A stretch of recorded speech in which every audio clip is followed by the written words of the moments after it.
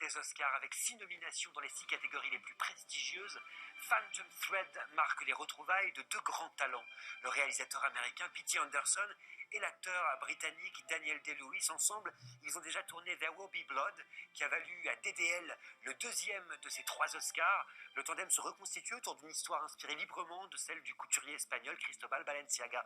On est à Londres dans les années 50.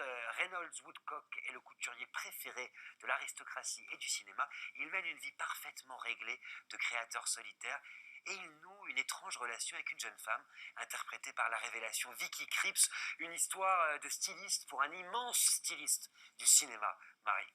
Oui, c'est ça. Alors évidemment, c'est pas un film sur la couture, je rassure tout le monde. C'est un film sur un créateur et on peut y voir le portrait ou l'autoportrait d'un artiste en tyran et essayer de comprendre quelle place a l'amour dans tout ça et quelle place a la possession, la dévoration. C'est un choc pour moi, hein. Vraiment, je vais parler de ce film avec beaucoup d'émotion parce que c'est ce que j'ai vu de plus beau depuis 2000 ans. Carrément. Non mais je dis jamais chef-d'œuvre par exemple, et puis là tout à coup les mots sortent de ma bouche malgré moi, j'ai envie de dire chef-d'œuvre. C'est-à-dire qu'il est question d'œuvre en même temps. Voilà, il est question d'œuvre. Alors c'est vrai qu'il est parfois considéré comme un cinéaste de l'emphase, et notamment pour ce qui est de There Will Be Blood, vous l'avez dit, etc. Or là, je trouve qu'il signe un film qui est immédiatement un grand classique. Alors on lit ici et là et on voit dans le film du Hitchcock, du ci, du ça, et en même temps il y a quelque chose d'infiniment moderne dans ce que ça raconte, de prise de pouvoir, successive en fait au sein d'un couple qui par ailleurs est dans des vrais sujets contemporains. Alors on a un extrait parce que effectivement qu'est-ce que ça raconte le début du film. Alors comment est-ce qu'on transforme une jeune serveuse en princesse? Eh bien, on commence par lui offrir une dentelle du XVIIe siècle qu'on a soi-même sauvée tel un chevalier pendant la guerre. Regardez, lui regarde toujours le tissu, regarde toujours son œuvre. Ce sont ses doigts. Il s'est entraîné pendant 2 ans, Daniel Day-Lewis. Il sait coudre des robes. Le mec est tellement dingue. Et le fil fantôme, c'est par exemple les messages qu'il cache dans les doublures.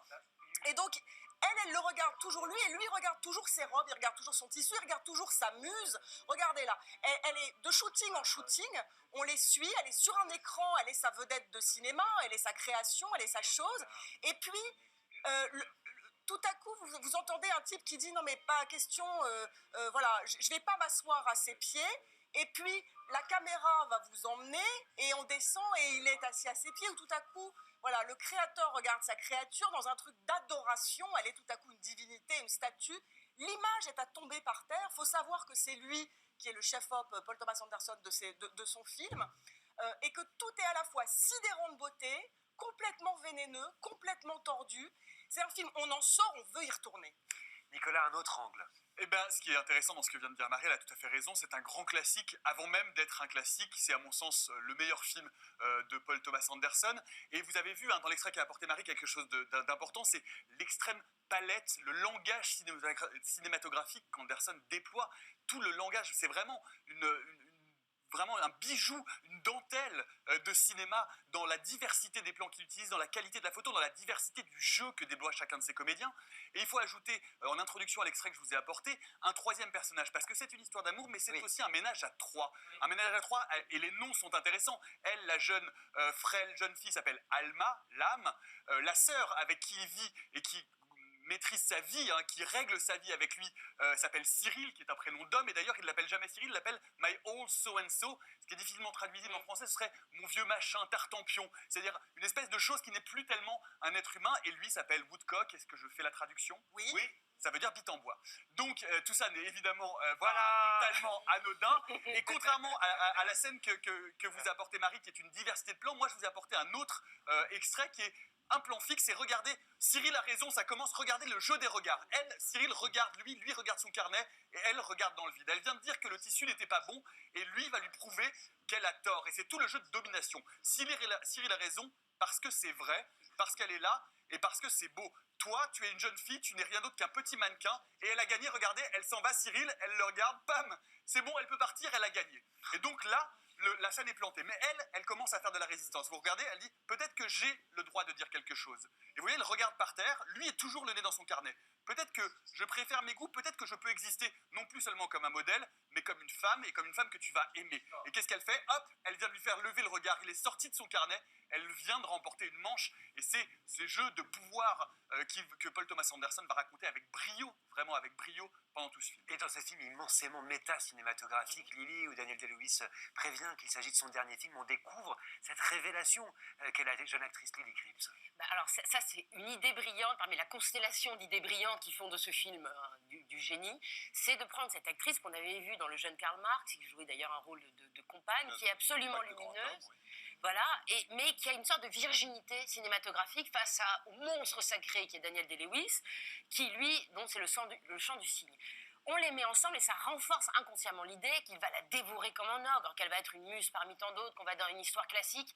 Et non, c'est sa résistance quasi surnaturelle, comme si elle était portée par l'intuition de son propre destin, qui va déclencher une sorte de vertige, un vertige amoureux, où on se perd, qui est à la fois toxique et salvateur, et ça nous amène dans un ailleurs, qui est un ailleurs de l'indicible, de l'invisible, qui est bizarrement intime dans toute sa bizarrerie, et qui nous emporte. C'est un film la beauté du film est un viol, vraiment. On sort choqué, bouleversé par la beauté. C'est très consentant quand même. Un viol consentant, un viol consentant. Ce qui est quand même très intéressant, c'est que Paul Thomas Anderson, Philippe, apparaît comme le seul cinéaste à être capable de réunir 30 millions de dollars sur ce type d'histoire qui n'est ni une adaptation ni un biopic, mais une histoire faite de silence, faite d'intériorité, presque unique. Regardez tout ce que vient de dire là. En fait, c'est une histoire d'amour, c'est une histoire de couple. Il n'y a pas un de nous qui est couturier et tout le monde se reconnaît dans cette histoire. Alors moi, je le suis un peu, mais bon, là... Oui, mais c'est ça qui est formidable. C'est-à-dire que ça va, c'est-à-dire qu'il est capable de dire aux gens d'aller au-delà des images. Il ne faut pas oublier qu'il a quand même fait un film sur le monde du porno qui était Boogie Night,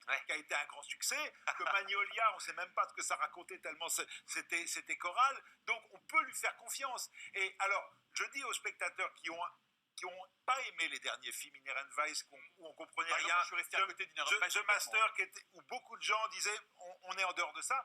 Là, c'est un retour à une narration qui va nous parler à tous. Et moi, si j'avais dû apporter un troisième décryptage, mais ça aurait été trop goulu, eh ben, j'aurais apporté une scène de repas. Parce que ce qui est formidable, c'est que tout passe par la bouffe. C'est-à-dire que il la drague. Mais oui, parce que, si tu veux, il s'appelle Coq en bois, mais il n'y a pas de sexe. Et à la place, on mange. Et il la drague alors qu'elle est serveuse, en passant une commande d'un petit déjeuner pantagruélique, en lui interdisant de prendre des notes. Et elle va tout retenir, elle va accueillir cet appétit-là. Et puis après, quand il l'a avec lui, il ne supporte plus. Oui. Le matin, et c'est horrible. Et puis la nourriture. Selon un stratagème que je ne vais pas raconter ici, c'est aussi par la nourriture qu'elle va réussir à le regagner en l'affaiblissant paradoxalement. Claire, nuancez-moi quand même ce concert d'éloges. Non, je reste assez élogieuse aussi. Bravo. Alors, Claire. Non, mais j'aime beaucoup Paul Thomas Anderson et c'est vrai que ce soit cette relation triangulaire avec cette sœur, moi j'ai mis beaucoup de temps même à comprendre que c'était la sœur, parce qu'on ne sait pas si c'est une ex, etc., puisqu'il a un ballet de femmes dans sa vie, et ce choix en fait au casting d'avoir une actrice peu connue qui effectivement semble frêle, mais en fait résiste à l'usure du temps et devient, enfin on l'a vu dans la séquence même que tu as choisie, c'est elle qui plus ou moins prend de l'emprise, d'abord par le regard, ensuite par ses prises de position, etc. Mais c'est surtout une direction d'acteur extraordinaire. Et dans ce cinéma taillé sur mesure, précisément, ça respire quand même. Ça respire. Ce qui est passionnant, c'est que d'abord, c'est un film qui déjoue toutes vos attentes. C'est-à-dire que vous vous dites, alors ok, d'accord, portrait de l'artiste. Ah, tiens, comédie romantique. J'avais pas du tout prévu ça. Ah, tout à coup, drame psychologique, mais qui n'aurait pas de psychologie, qui garderait tout son mystère. Le film, on a envie de le revoir parce qu'on sait qu'à chaque vision, on va y découvrir quelque chose. Par ailleurs, c'est un film qui est drapé, nappé, habité par la musique. Donc, qu'est-ce que ça essaie de vous dire? Là aussi, ça ajoute à la fois à la beauté stupéfiante et au mystère. Et c'est un film, finalement, dans lequel on se sent très vite, la circulation est assez simple. Hein. Il y a une maison, il y a une maison à Londres, une maison à la campagne, un resto. Une voiture. Et c'est absolument merveilleux, quoi. Si vous aimez le cinéma, vous l'aurez compris, ne ratez pas Phantom Thread au cinéma.